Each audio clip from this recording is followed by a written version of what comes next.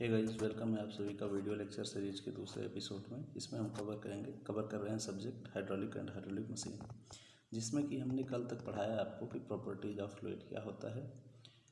और इसे हमने मेनली 4 तरह के प्रॉपर्टीज में डिवाइड किया था, जिसमें से पहला था मास डेंसिटी, जिसे कि हिंदी में कहते हैं द्रव्यमान घनत्व।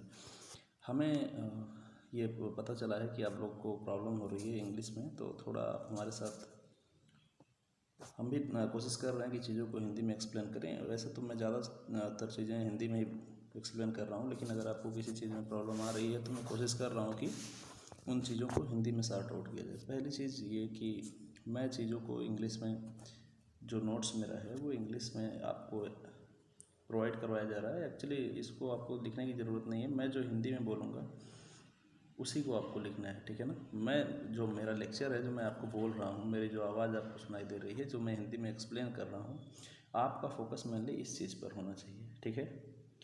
दूसरी बात कि अगर आपको किसी पर्टिकुलर वर्ड में कोई प्रॉब्लम आ रही है, जैसे कि डेंसिटी या मास डेंसिटी क्या होता है, तो इसको आप डिक्शनरी में सर्च कर सकते हैं, ठीक है। ये बहुत ही बेसिक चीज़ें हैं और हमें लगता है कि आपको इसकी इंग्लिश तो एटलीस्ट पता होनी चाहिए, ठीक है। वैसे मैं कोशिश करूँगा कि सारी चीज़ें आपको हिंदी में ही बताई जाएँ, ताकि आपको कोई असुविधा ना हो और सारा टाइम आपकी पढ़ाई में ही लगे और डिक्शनरी में कोई वर्ड सर्च करने की ज़रूरत ना पड़े, ठीक है। तो गाइस, अभी हम शुरू करने जा रहे हैं। कल हमने कवर किया था मास डेंसिटी तक, ठीक है। ये डेंसिटी क्या होती है, मास डेंसिटी। और मैंने आपको कहा था कि आप लोग मास और वेट, इन दोनों में बेसिक डिफरेंसेस क्या हैं, इनको पढ़ कर आइएगा, ठीक है ना। क्योंकि आगे जो भी हम कवर करेंगे, अभी 1-2 टर्म आप देखेंगे कि इनमें मास और वेट दोनों का यूज हुआ है। तो आपको जब तक मास और वेट का बेसिक डिफरेंस नहीं पता रहेगा, तब तक आपको कन्फ्यूजन होगी। और उम्मीद करते हैं कि आप पढ़ कर ही आए होंगे, ठीक है। तो आइए अभी हम देखते हैं अपना specific weight, that is second. Specific weight को हिंदी में कहते हैं विशिष्ट भार, ठीक है। तो ये यार विशिष्ट भार होता क्या है, ठीक है। तो अगर हम इसकी बात करें तो इसको जो हम शो करते हैं उसको हम गामा से शो करते हैं। तो यार स्पेसिफिक वेट जो होता है वो क्या कहते हैं कि, जैसे देखो, मैं पहले आपको हिंदी में समझा रहा हूँ, आप ध्यान से समझिएगा। कह रहा है कि किसी चीज़ का, किसी भी फ्लूइड का या किसी भी, हाँ मेनली फ्लूइड हम डील कर रहे हैं, तो फ्लूइड का, किसी भी फ्लूइड का स्पेसिफिक वेट वो होता है कि वो एक यूनिट वॉल्यूम, ठीक है ना। यूनिट वॉल्यूम जैसे 1 metre cube, 1 centimetre cube volume, ठीक है। यूनिट वॉल्यूम में उसका अगर हम उसको फिल कर रहे हैं तो उसका कितना वेट आ रहा है, ठीक है ना। उस यूनिट वॉल्यूम की वजह से वो जो फ्लूइड है वो कितना वेट मतलब दे रहा है। जैसे कि अगर हम देख रहे हैं पानी का, तो पानी को अगर हम यूनिट वॉल्यूम लेते हैं तो दैट इज़, अगर हम 1 मीटर क्यूब तो ज़्यादा बड़ा हो जाएगा, सेंटीमीटर क्यूब लेते हैं, तो मान लीजिए एक बार के लिए कि वो 1 केजी उसका जो है मास आ रहा है, ठीक है ना, या सॉरी वेट आ रहा है, 1 केजी उसका वेट आ रहा है। लेकिन अगर इसकी जगह पर हम दूसरा कोई मटेरियल लेते हैं जो कि फ्लूइड फॉर्म में होता है, फ्लूइड फॉर्म में सबसे अच्छा अगर आप लें तो क्या ले सकते हैं, जैसे दूध हो गया, ठीक है ना, दूध ले सकते हैं, या भी ऐसा कोई चीज़ हम सबसे आसानी से जो चीज़ हमें मिल जाती है वो है पानी और दूध, या फिर कोई और चीज़ जो आपको लिक्विड जिसका आपने स्पेसिफिक वेट पता करना होता है, ठीक है। तो एक यूनिट वॉल्यूम में वो कितना वेट देती है हमें, ठीक है ना। मान लीजिए दूध की और पानी की डेंसिटी थोड़ी अलग है, वैसे जो अगर अलग अलग मटेरियल की डेंसिटी है, ठीक है ना, तो अलग अलग वेट आपको देगा, ठीक है। सेम वॉल्यूम में, सेम आयतन में उसका वेट अलग रहेगा, ठीक है। तो यार अगर हम आपको लिखवाएं तो आप नोट्स में इस तरह से अपने मेंशन कर सकते हैं, ठीक है। आप लिखिए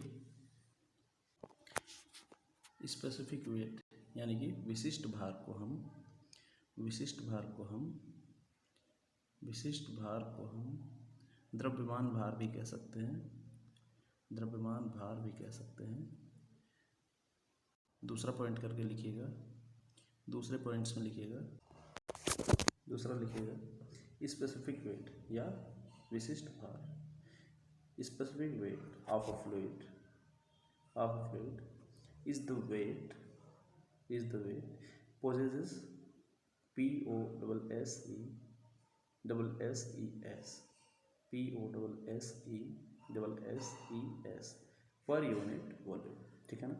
ये मैंने वही लिखवाया जो आपको बताया है, आप लोग इसको अपने लैंग्वेज में लिख सकते हैं कि विशिष्ट भार वो होता है कि जब हम किसी फ्लूइड को या किसी द्रव को किसी एक यूनिट वॉल्यूम के कंटेनर में फिल करने पर जो वेट उसका आता है वो क्या हो गया, स्पेसिफिक वेट हो गया, ठीक है ना।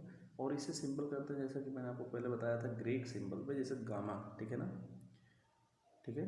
अगर हम इसकी बात करें कि स्पेसिफिक वेट पानी के लिए क्या होगा, तो उसके लिए पानी के लिए इसको डिनोट किया जाता है गामा डब्ल्यू से, ठीक है ना। इसकी एसआई यूनिट होती है न्यूटन पर मीटर क्यूब, ठीक है। स्पेसिफिक वेट की जो एसआई यूनिट होती है वो न्यूटन पर मीटर क्यूब होती है, ठीक है ना। और जो स्पेसिफिक वेट का जो रिलेशनशिप होता है gamma is equal to rho into g, rho is density and g is the gravitational force, ठीक है ना। तो आप इसको नोट कर सकते हैं अलग से, gamma is equal to rho into g. What is gamma? Gamma is specific weight, rho is density and g is gravitational force, ठीक है ना।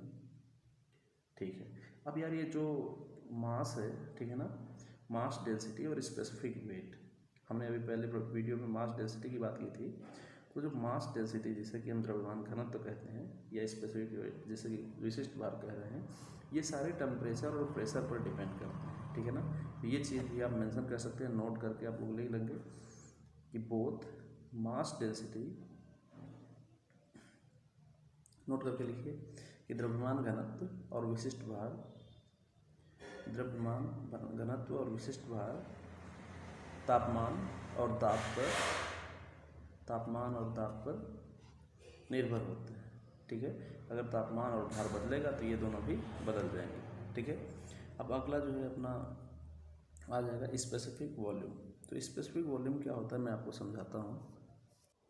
Specific volume basically specific weight का जस्ट अपोजिट होता है। कैसे? स्पेसिफिक वेट में दिया गया था कि कितना वेट मतलब वो देता है, उसका कितना वेट निकल के आता है अगर उसको एक यूनिट वॉल्यूम में भरा जाए। जैसे कि यूनिट वॉल्यूम का मतलब होता है कि अगर कोई एक सेंटीमीटर क्यूब का वॉल्यूम वाला एक कंटेनर है तो उसमें हम फ्लूइड कोई भर देते हैं तो उसका कितना वेट आ रहा है, तो इसे हम स्पेसिफिक वेट कह दिए। लेकिन अगर हम स्पेसिफिक वॉल्यूम की बात कर रहे हैं तो इसके लिए हमें क्या करना होगा कि एक यूनिट मास लेना होगा, ठीक है ना। जैसे कि हम कोई मास लेते हैं, आधा केजी इसका मास है, ठीक है ना।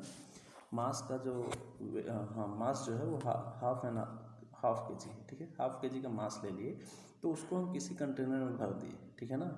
तो कह रहा है कि ये स्पेसिफिक वॉल्यूम जो है वो स्पेसिफिक वेट का अपोजिट है। ये कैसे अपोजिट है आप समझिएगा ध्यान से कि ये जो स्पेसिफिक वॉल्यूम है ये इसका पर यूनिट मास जो है वो यहाँ पर फिक्स है, लेकिन स्पेसिफिक वेट के केस में उसका क्या पर यूनिट वॉल्यूम फिक्स था, ठीक है ना। तो वहाँ पर वॉल्यूम फिक्स था और हम उसमें मास रख रहे थे, ठीक है ना। उस वॉल्यूम को हम अपने फ्लूइड के मास से फिल कर रहे थे और उसका वेट ले रहे थे, ठीक है ना, कि उस पर्टिकुलर वॉल्यूम में कितना मास हमने फिल किया और उस मास का जो वेट है वो कितना है, तो उसे हम स्पेसिफिक वेट कह दिए। लेकिन यहाँ पर हमारा जो है कि वो मास फिक्स है, ठीक है ना, मास फिक्स है और हम ये देख रहे हैं कि वो कितना वॉल्यूम कवर कर रहा है, ठीक है। ध्यान से समझने की कोशिश करिएगा कि यहाँ पर मास फिक्स है, पर यूनिट मास, ठीक है ना, एक इकाई द्रव्यमान फिक्स है, ठीक है। और वो इकाई द्रव्यमान कितना जाकर आयतन कवर कर रहा है इसे हम स्पेसिफिक वॉल्यूम कहेंगे, ठीक है ना। ठीक है, तो आप लिख सकते हैं, आप लिखिएगा स्पेसिफिक वॉल्यूम या फिर इसको विशिष्ट आयतन लिख सकते हैं। विशिष्ट आयतन क्या होता है? विशिष्ट आयतन क्या होता है? किसी द्रव्य का विशिष्ट आयतन वो आयतन होता है, किसी द्रव्य का विशिष्ट आयतन वो आयतन होता है जो कि किसी द्रव द्वारा एक इकाई द्रव्यमान को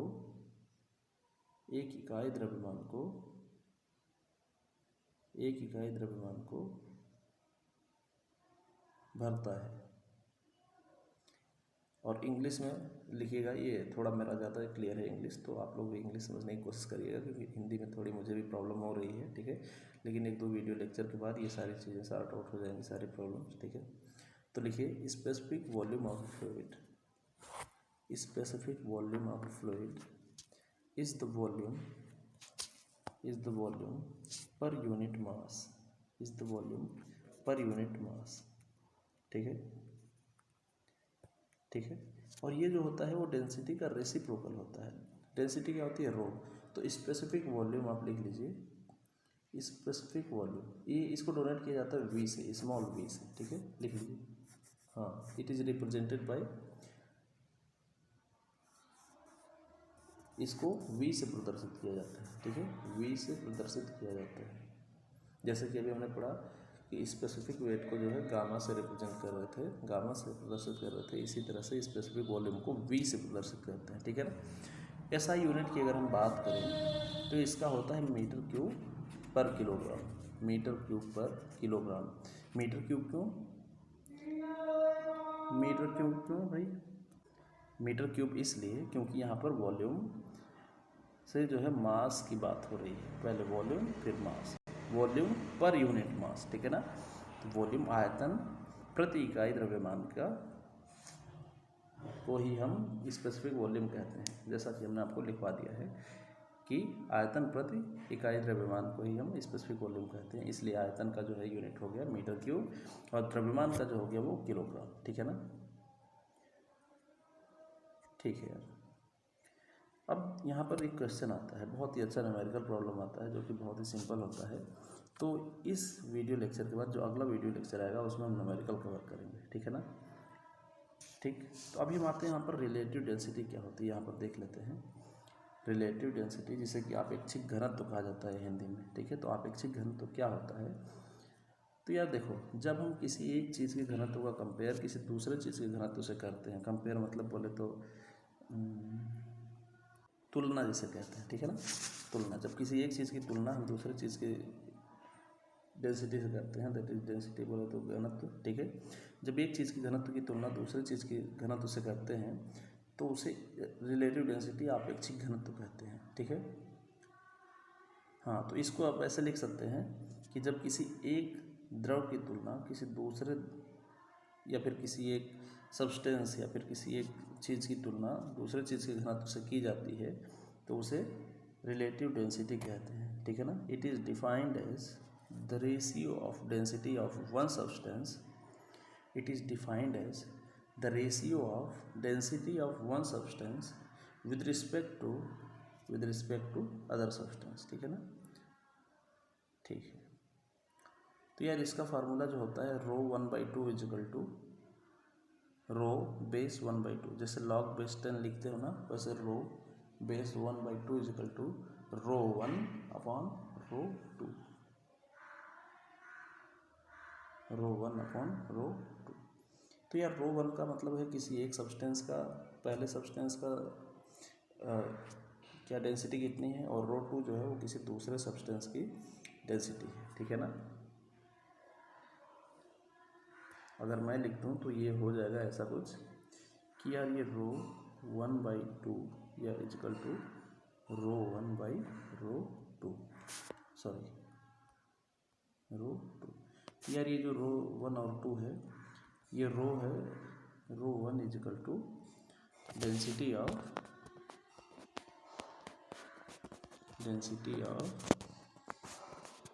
first density of first substance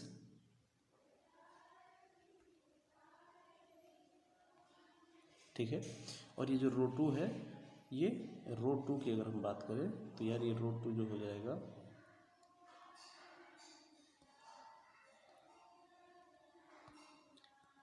रो 2 हो जाएगा, वो हो जाएगा डेंसिटी ऑफ सेकेंड सब्सटेंस, ठीक है। वो सेकेंड सब्सटेंस का हो जाएगा, तो वो हो जाएगा सेकेंड, ठीक है, डेंसिटी ऑफ सेकेंड सब्सटेंस। तो ये जो इस रिलेटिव डेंसिटी हो गया वो क्या हो गया, किसी दो चीज़ का, ठीक है ना, किन दो सब्सटेंस के स्पेसिफिक डेंसिटी का, यानी कि घनत्व का रिलेटिव या ये कह सकते हो कि किसी दो चीज़ की घनत्व का आपस में तुलना करना क्या कहलाता है, रिलेटिव डेंसिटी कहलाता है। ठीक है ना। ओके भाई, तो अभी आगे चलना है, हमें क्या पढ़ना है, तो आगे हमें पढ़ना है क्या, स्पेसिफिक ग्रेविटी क्या होती है। ठीक है ना। तो हमें देखेंगे स्पेसिफिक ग्रेविटी क्या होती है। ये हमने देख लिया था। ठीक है ना। डेंसिटी या मास डेंसिटी क्या होती है, जैसे कि हमने आपको पहले लेक्चर में बताया था। तो यार यहाँ पर हम स्पेसिफिक ग्रेविटी, यहाँ पर हमने आपके लिए स्लाइड लगा दिया है कि आपको कोई परेशानी ना हो।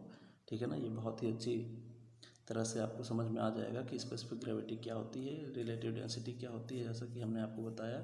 ठीक है ना। ये रो 1 और रो 2 हो जाएगा। स्पेसिफिक वेट क्या होता है, स्पेसिफिक वेट हमने यहाँ तक कवर कर दिया है। ठीक है। तो आप यहाँ तक लिख लीजिए, इसके यूनिट और सारी चीज़ें ऑलरेडी मेंशन है, आपको कोई दिक्कत नहीं होगी, आप बस आसानी से पढ़िए और हम जो बोल रहे हैं उसको ध्यान से सुनिए। हम एक एक चीज़ को बहुत ही अच्छे से, बहुत ही डीपली एक्सप्लेन करेंगे और आपको इन सारी चीज़ों में कोई दिक्कत आने वाली नहीं है।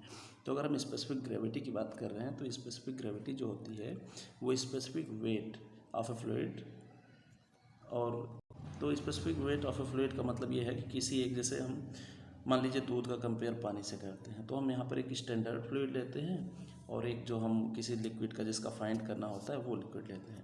हम यहाँ पर देखिए, अगर हम फार्मूला देखें तो specific gravity of a liquid, ठीक है, तो specific gravity of a liquid क्या होता है, specific weight of a liquid upon specific weight of standard fluid. अगर आप ऐसा ठीक फार्मूला अच्छे वे में लिखना चाहते हैं तो यहाँ पर वाटर की जगह पर स्टैंडर्ड फ्लूइड लिखिएगा। स्टैंडर्ड फ्लूइड में हम लेते हैं वाटर को। ठीक है ना। हम वाटर से कंपेयर करते हैं स्टैंडर्ड फ्लूइड को।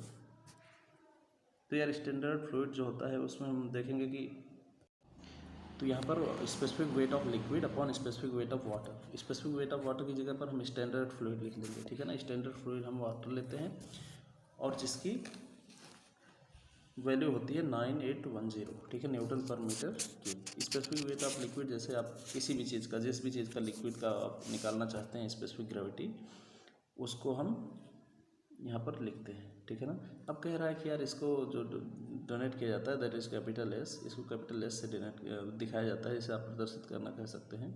ठीक है ना। और स्टैंडर्ड फ्लूइड का जो कह रहा है कि कंपेयर टू 4 डिग्री सेल्सियस पर स्टैंडर्ड फ्लूइड को हम लेते हैं। स्टैंडर्ड फ्लूइड जो है वाटर पर, अब ये 4 डिग्री सेल्सियस पर इसलिए लेते हैं, 4 डिग्री सेल्सियस इसलिए लेते हैं क्योंकि इस डेंसिटी पर जो है वो, इस टेम्परेचर पर जो वाटर की डेंसिटी होती है वो मैक्सिमम होती है। ठीक है ना। हाँ, वाटर की डेंसिटी जो होती है इस पर्टिकुलर टेम्परेचर पर वो मैक्सिमम होती है 4 डिग्री सेल्सियस पर। तो ये भी आप लोग याद कर लीजिएगा कि जो पानी की डेंसिटी होती है, घनत्व जो होता है वो मैक्सिमम होता है 4 डिग्री सेल्सियस पर। ठीक है ना। पानी का बॉइलिंग टेम्परेचर 100 डिग्री सेल्सियस होता है। ठीक है। और 100 डिग्री सेल्सियस से ऊपर आप जब गर्म करोगे तो वो वेपर फॉर्म में चेंज होने लगता है। ठीक है। अब इस पूरे स्लाइड में आप एक एक चीज़ नोट कर लीजिएगा, उसके बाद आप देखेंगे अगला जो हमारा शुरू हो रहा है, स्पेसिफिक वॉल्यूम के बारे में आप यहाँ से पढ़ सकते हैं। ठीक है ना। जो हमने आपको ऑलरेडी बता दिया है। स्पेसिफिक वॉल्यूम, इसका यूनिट मीटर क्यूब पर किलोग्राम होता है। इसको डोनेट किया जाता है स्मॉल v से। ठीक है। और इसका डिफिनीसन यहाँ पर मेंशन है। ठीक है, जो कि मैंने आपको ऑलरेडी करवा दिया है।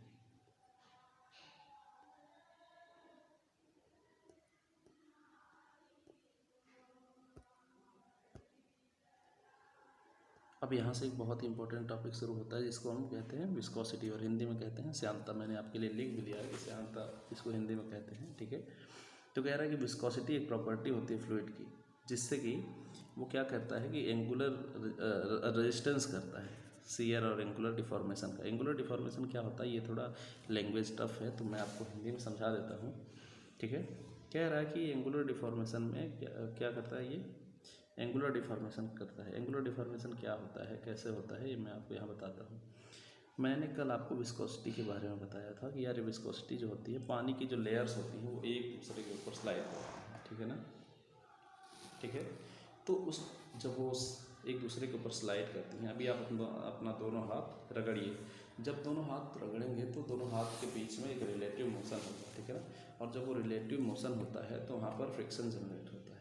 ठीक है। फ्रिक्शन क्या करता है, फ्रिक्शन ये करता है कि देखिए आप रनिंग कर रहे हैं, रनिंग करने से आपके शरीर में हीट होता है, ठीक है ना, क्योंकि आपकी एनर्जी लॉस हो रही है। तो इसी तरह जब वो पानी की एक लेयर दूसरे लेयर पर फिसलती है तो उनके बीच की जो उनका जो एनर्जी होता है जिस वो लॉस होता है, ठीक है ना। अब जब लॉस होगा तो जो अब इसके ऊपर वेट का भी सबसे जो पानी में जो सबसे लास्ट की लेयर होगी, ठीक है ना, जैसे मान लीजिए ये एक चैनल है, ठीक है, ये एक चैनल है जिसमें कि पानी जो है वो फ्लो कर रहा है, ये लास्ट लेयर है और ये सबसे अपर लेयर है। तो ये अपर लेयर जो है वो सब स्लाइड करेगी इसके एडजेसेंट सेकेंड लेयर पर, ठीक है ना, इससे लगी हुई दूसरी जो पानी की लेयर होगी उस पर ये स्लाइड करेगा। तो इसके ऊपर जो रेजिस्टेंस होगा वो कम होगा। लेकिन अब अगर हम बात करें कि इन दोनों के बीच के रेजिस्टेंस की, ठीक है, अगर हम थर्ड और फोर्थ लेयर जो कि लास्ट लेयर है उसकी बात करें तो ये जो फोर्थ लेयर होगा इसका जो रेजिस्टेंस होगा बहुत ही ज़्यादा होगा। ऐसा क्यों? अभी आप अपने दोनों हाथों को दोनों हाथ के पंजों को सटाइए और उसको थोड़ा प्रेशर के साथ दबा कर रगड़िए। अब दोनों हाथों को जब रगड़ेंगे तो उसमें ज़्यादा हीट और जल्दी जो होता है हीट फील करेंगे आप, ठीक है ना। ऐसा होता है इसलिए क्योंकि यहाँ पर जो इनके बीच का प्रेशर होता है, यहाँ पर जैसे जैसे लेयर नंबर ऑफ़ लेयर्स बढ़ते जाते हैं तो उनका वेट बढ़ने की वजह से उनका जो उनके बीच में जो रिलेटिव मोशन होता है उसकी वजह से उनकी एनर्जी ज़्यादा लॉस होती है। इसलिए जो सबसे बॉटम मोस्ट यानी कि सबसे नीचे का जो सरफेस होता है वहाँ पर उसकी वेलोसिटी सबसे कम होती है। अगर हम आगे हाइड्रोलिक्स में जब हम पढ़ेंगे तो देखेंगे कि यार ये जो उनकी प्रोफाइल वेलोसिटी प्रोफाइल हम बनाते हैं तो वेलोसिटी प्रोफाइल कुछ यूँ बनती है, ठीक है, वेलोसिटी प्रोफाइल कुछ यूँ बनती है, हमने आपको बताया था, ठीक है ना, कि वेलोसिटी प्रोफाइल यूँ बनती है इसलिए क्योंकि ये जो नीचे का ये क्या शो कर रहा है कि ये जो नीचे का सबसे नीचे वाला एकदम बॉटम मोस्ट जो लेयर है उसकी वेलोसिटी सबसे कम, ठीक है, और इसी तरह ये धीरे धीरे ऊपर बढ़ते बढ़ते जो सबसे टॉप की लेयर होती है वो उसकी वेलोसिटी सबसे तेज़ होती है। हालांकि सबसे तेज़ जो होती है वो उससे थोड़ी नीचे होती है, टॉप सरफेस से नीचे, क्योंकि ऊपर जो होता है वो एयर का रेजिस्टेंस होता है जिसकी वजह से उसके वेलोसिटी थोड़ी कम हो जाती है, ठीक है ना। तो जो सब वेलोसिटी होती है वो मैक्सिमम होती है कहाँ पर, कुछ डेप्थ पर, ये 90% होता है नीचे से, ठीक है, और 10% ऊपर से, ठीक है ना। जैसे कि अगर ये 10 मीटर और इसकी जो डेप्थ है अगर ये 10 मीटर है तो जो मैक्सिमम वेलोसिटी वाला एरिया होगा जहाँ पर वेलोसिटी सबसे तेज़ होगी वो होगी 9 मीटर नीचे से, ठीक है, 9 metre from below and 1 metre from above, ठीक है, या फिर इसको 1 मीटर ऊपर से कह सकते हैं, ठीक। तो यहाँ पर मैक्सिमम वेलोसिटी होती है। अब ये एग्जैक्ट डेटा इसका क्या होता है, इसका क्या कॉन्सेप्ट होता है ये मैं आपको बताऊँगा जब हम पढ़ेंगे फ्लो के बारे में, ठीक है ना। तो गाइस अभी यही जान लीजिए आपके विस्कोसिटी में, बस आपको इसका बेस पता होना चाहिए कि विस्कोसिटी में क्या होता है और विस्कोसिटी का क्या फ़र्क पड़ता है। अब यहाँ पर देखिए आप कि ये बता रहा है कि ये 2 लेयर्स है, ठीक है ना। और एक और चीज़ होता है, आप पहले इसको लिख लीजिए, velocity is the property of fluid, या फिर आप ऐसे लिख लीजिए श्यानता द्रव की वो प्रॉपर्टी है, द्रव की वो प्रॉपर्टी है जिससे द्रव की सतहें एक दूसरे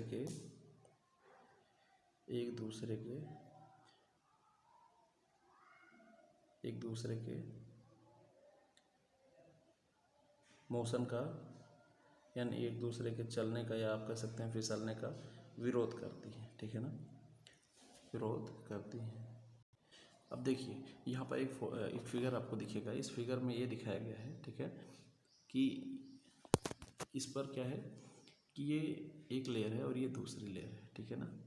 इनके बीच में क्या हो रहा है, इनके बीच में जब ये फ्लो कर रहा है फ्लूइड, ठीक है, तो ये क्या हो रहा है, देखिए इनके बीच में एंगुलर डिफॉर्मेशन होता है और जो एंगुलर डिफॉर्मेशन हो रहा है वो डेल अल्फा का हो रहा है। ये सारी चीज़ें आपके लिए ज़रूरी नहीं, बस ज़रूरी ये है कि इसमें एक कंटिन्यूस डिफॉर्मेशन देखने को मिल रहा है। पहले यहाँ पर एक स्ट्रेट लाइन थी, इसमें कुछ डिफॉर्मेशन हुआ और वो डिफॉर्मेशन आगे कंटिन्यू होता जा रहा है, ठीक है ना।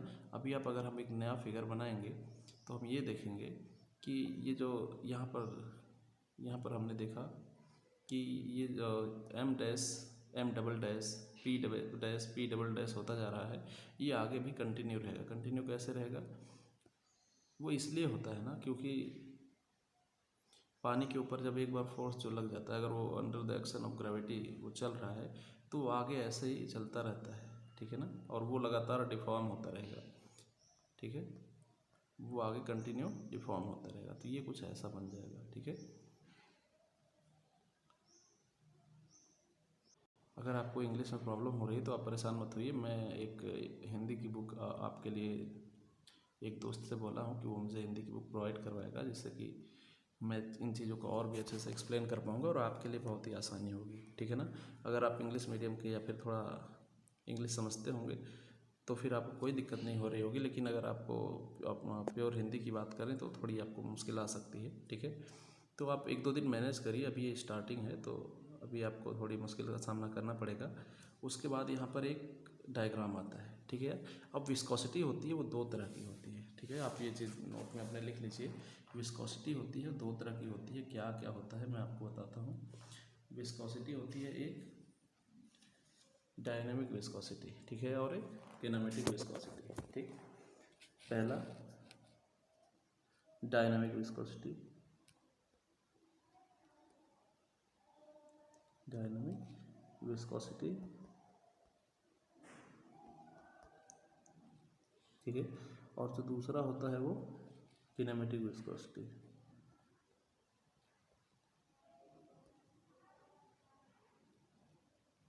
किनेमेटिक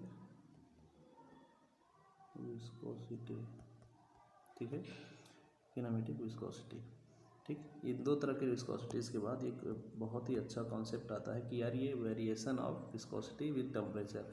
टेम्परेचर का वेरिएशन क्या होता है, क्या फ़र्क पड़ता है टेम्परेचर का, लिक्विड्स और गैसेस की विस्कोसिटी के ऊपर टेम्परेचर का क्या फ़र्क पड़ता है, इसको हम इसमें समझेंगे। कह रहा है कि जैसे जैसे टेम्परेचर बढ़ता जाएगा, ठीक है ना, अगर वो लिक्विड है, ठीक है, देखो ये इधर विस्कोसिटी शो की गई है, ठीक है, विस्कोसिटी को हमने इधर डोनेट किया है, विस्कोसिटी इज हियर, ठीक है, और इधर टेम्परेचर को दिखाया गया है, यानी कि इस डायरेक्शन में विस्कोसिटी बढ़ती जा रही है और इस डायरेक्शन में टेम्परेचर बढ़ता जा रहा है, ठीक है। अब कह रहा है यार कि अगर टेम्परेचर बढ़ता है, अगर टेम्परेचर बढ़ रहा है, ठीक है, इफ टेम्परेचर इज इंक्रीजिंग, तो आपकी जो लिक्विड की विस्कोसिटी होगी, ठीक है, वो टेम्परेचर के साथ डिक्रीज होती जाएगी, ठीक है, वो डिक्रीज होगी टेम्परेचर के साथ इन केस ऑफ लिक्विड। अगर वो लिक्विड है, ठीक है, अगर वो लिक्विड है तो उसकी विस्कोसिटी टेम्परेचर के साथ डिक्रीज कर जाएगी, जैसे कि आप लोग इस फिगर में देख पा रहे होंगे। ये बहुत ही अच्छा फिगर आप लोग अपने नोट्स में ज़रूर बनाइएगा कि ये जो टेम्परेचर का इफेक्ट होता है विस्कोसिटी पर, अगर वो लिक्विड है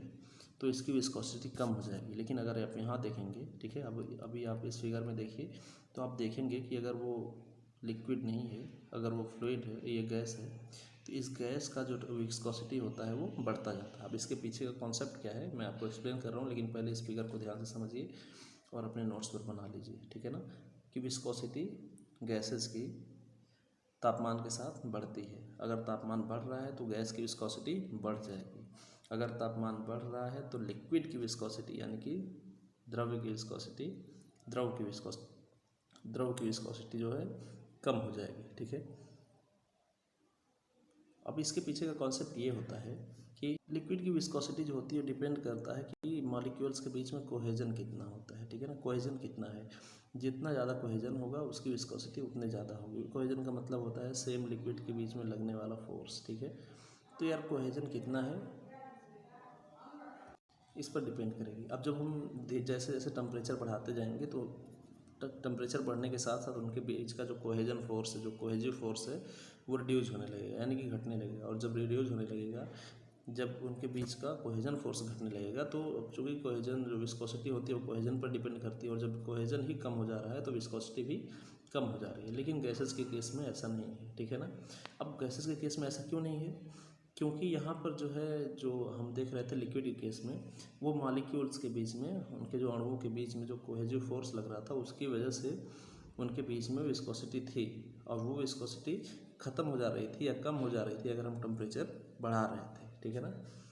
लेकिन यहाँ पर गैसेस के बीच में क्या है, यहाँ पर मोमेंटम ट्रांसफ़र की बात होती है उनके मॉलिक्यूल्स के बीच में। मोमेंटम ट्रांसफ़र, मोमेंटम क्या होता है यार?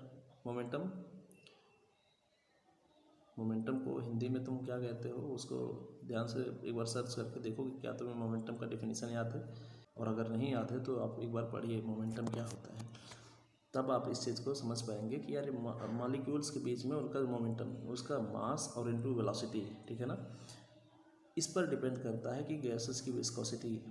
अब जैसे जैसे हम क्या करेंगे, टेम्परेचर बढ़ाएंगे तो उसके बीच का मोमेंटम ट्रांसफ़र जो होता है बढ़ जाएगा, क्योंकि टेम्परेचर जब बढ़ाएंगे तो गैसेस का जो वेलोसिटी होगा वो बढ़ जाएगा, और वेलोसिटी जब होगा तो बढ़ जाएगा तो उसका मोमेंटम ट्रांसफ़र बढ़ जाएगा, ठीक है ना।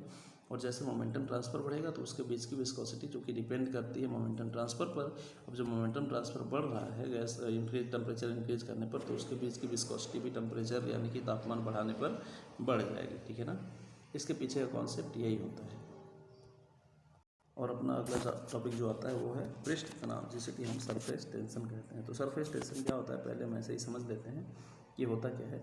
मान लीजिए कोई सरफेस है, ठीक है ना, सरफेस है तो आपने कभी देखा होगा ज़रूर अपने घरों में कि अगर कोई एक बूंद पानी आप रखिए तो वो कुछ ऐसे हो जाता है, ठीक है। वो ऐसा इसलिए हो जाता है क्योंकि, अच्छा ठीक है, इसको मैं अभी एक्सप्लेन करता हूँ। ये ऐसा हो जाता है कभी कभी आप देखेंगे शीशे का, अगर आपका शीशे का कोई दरवाज़ा है या फिर कार का शीशा है या फिर फर्श है, तो वहाँ पर ड्रॉपलेट जो होता है वो पूरी तरह से ऐसे शेप में आ जाता है। लेकिन हर बार ऐसा नहीं होता है। ये होता क्यों है, ठीक है ना, ये कैसे हो जाता है और इसकी ज़रूरत क्या पड़ती है, इसके बीच का एंगल कितना होता है। एंगल मतलब ये यहाँ से कितना एंगल बना रहा है, ठीक है ना, ये यहाँ से कितना एंगल बना रहा है, कितने एंगल से कितने एंगल के बीच में सरफेस टेंशन होता है, ठीक है। तो इन सारी और इन एंगल्स को कैसे बढ़ाया घटा सकते हैं, क्या करना होता है हमें सरफेस टेंशन को ख़त्म करने के लिए, ठीक है। तो अभी हम बताते हैं, इसको अभी एक्सप्लेन किया जाएगा। तो बेसिकली अब हम यहाँ पर देख लेते हैं सरफेस टेंशन क्या होता है। तो सरफेस टेंशन जिसे पृष्ठ तनाव कहते हैं, ये प्रॉपर्टी होती है, ठीक है ना, प्रॉपर्टी होती है किसी द्रवों की, ठीक है ना, जिससे कि वो अपने जो उनका एक्सटर्नल सरफेस होता है यानी कि जो बाहरी सतह होती है उस पर एक तनाव बल लगाते हैं, ठीक है ना। वो उनके, हाँ आप लिख सकते हैं कि यह सरफेस टेंशन है पृष्ठ तनाव, द्रवों की एक सरफेस तनाव द्रवों की एक विशेषता है जिसमें कि उनके बाहरी सरफेस पर एक तनाव, उनके बाहरी सतह पर एक तनाव बल लगता है, जिसे कि हम सरफेस टेंशन कहते हैं, ठीक है ना, जिसे कि हम सरफेस टेंशन कहते हैं। सरफेस टेंशन जो होता है वो कोहेजन की वजह से होता है। कोहेजन क्या होता है भाई, सेम तरह के लिक्विड्स के बीच में लगने वाला फोर्स, सेम तरह के मॉलिक्यूल्स के बीच लगने वाला फोर्स होता है कोहेजन, ठीक है ना, ठीक है। अब कह रहा है कि whenever a liquid is contact with other liquid और gas a solid surface and interface develops. अब कह रहा है कि जब यार एक लिक्विड जो होता है कोई, ये किसी सॉलिड इंटरफेस के कांटेक्ट में होता है, तो यहाँ पर क्या होता है कि इसका शेप कुछ यूँ हो जाता है। अब ऐसा इसलिए होता है क्योंकि ये जो सेम तरह के, मान लीजिए कि ऐसा कोई फ्लूइड है, ठीक है ना, ये क्या है, ऐसा कोई लिक्विड है, लिक्विड ड्रॉपलेट, ऐसा कोई लिक्विड ड्रॉपलेट, ठीक है ना, मतलब पानी की कोई बूंद है या किसी द्रव की कोई बूंद है। तो कोई भी द्रव की बूंद जो होगी वो कई तरह के एटम से मिलकर बना होगा, मॉलिक्यूल से, ठीक है। तो ये सारे मॉलिक्यूल्स क्या करते हैं, ये सारे मॉलिक्यूल्स एक दूसरे की तरफ अट्रैक्शन फोर्स लगाते हैं, ठीक है। जब ये अट्रैक्शन फोर्स लगाएंगे तो क्या होगा कि वो एक दूसरे की तरफ आकर्षित होंगे, और आकर्षित होंगे तो उनके बीच में जो एक फोर्स होगा वो जनरेट होगा, जिसे हम सरफेस टेंशन कहते हैं, जिसकी वजह से वो पूरी तरह से फैलने नहीं पाते। फैल जाने का मतलब होता है कि वो ऐसा कुछ नहीं होने पाते हैं, ठीक है ना, वो एक पर्टिकुलर शेप किसी सॉलिड के जब सरफेस पर वो रुकते हैं तो ऐसा कुछ शेप बना लेते हैं। अब यार वो इनका सरफेस टेंशन हम किसी तरह से मान लीजिए कार की बात कर रहे हैं, ठीक है ना, जिसे आप वॉश करते हैं, तो कार को जब वॉश करते होंगे तो लास्ट में देखते होंगे कई सारी बूंदें ऐसे रुकी हुई हैं, ठीक है ना। अब अगर चाहें आपकी ये सारी बूंदें ना रुकी तो क्या करेंगे हम, तो हम उन पर वैक्स कर देंगे। वैक्स क्या है, जैसे कोई भी चिकनी चीज़, जैसे कि ग्रीसिंग या फिर वैक्स लगा देना, ठीक है ना, तो उस पर से पानी फिसल जाएगा, ठीक है ना, वो रुकेगा ही नहीं। उनके बीच का जो कांटेक्ट है, जिसे हम क्या जो इंटरफेस है इन दो लिक्विड और इस सॉलिड के बीच का जो इंटरफेस है, वो जो है नहीं क्रिएट होने पाता है ये इंटरफेस। तो उससे क्या होता है, वो उस पर से स्लाइड कर जाते हैं, सरक जाते हैं। अब अगर हम बात करें कि इसके बीच की एंगल्स की, ठीक है ना, हम बताए थे आपको कि एंगल के बारे में हम डिस्कस करेंगे। तो यार ये एंगल जो होता है इसके लिए 90 डिग्री से छोटा होना चाहिए, ठीक है ना, और या तो ये 90 डिग्री से छोटा हो या 90 डिग्री से बड़ा हो, ठीक है।